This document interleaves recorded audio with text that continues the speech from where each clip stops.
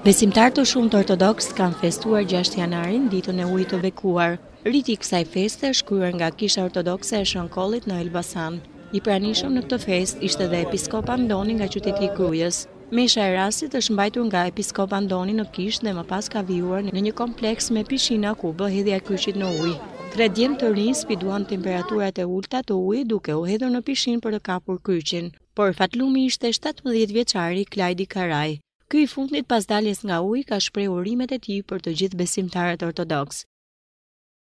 Uroj gjithë besimtarëve ortodoks gëzuar ditën e ujit të bekuar dhe paqe në familjet e tyre.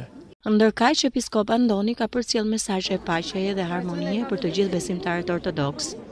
Nëpërmjet pakëzimit të gjithë ujërat sot bekohen. Është elementi bazë i jetës të cilin Zoti e shenjtëron si shenjë e jetës së përjetshme. Besimtarët e marrin këtë ujë edhe e ruajnë për shërim me vite dhe vite. Dhe ky është bekimi i Zotit që jepet në shtëpitë tona. Perëndia u mishërua si njeri edhe u bë i tillë për të na shpëtuar ne.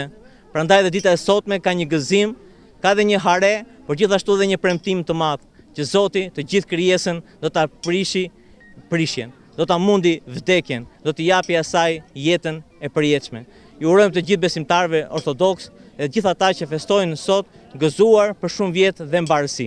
Sipas Biblës, dita e ujit të bekuar përkon me parathënien e 3 personave që panë në qiellin e Betlehemit në Jeruzalem, yllin i cili paralajmëronte lindjen e Jezu Krishtit. Të 3 dietaret kishin ardhur nga vende të ndryshme për të parë lindjen e Krishtit dhe për t'i dedikuar atij dhurata të ndryshme. Duke u nisur nga ky fakt, kjo ditë njihet si dita e bekimit nga Zoti të ujrave të gjithë botës.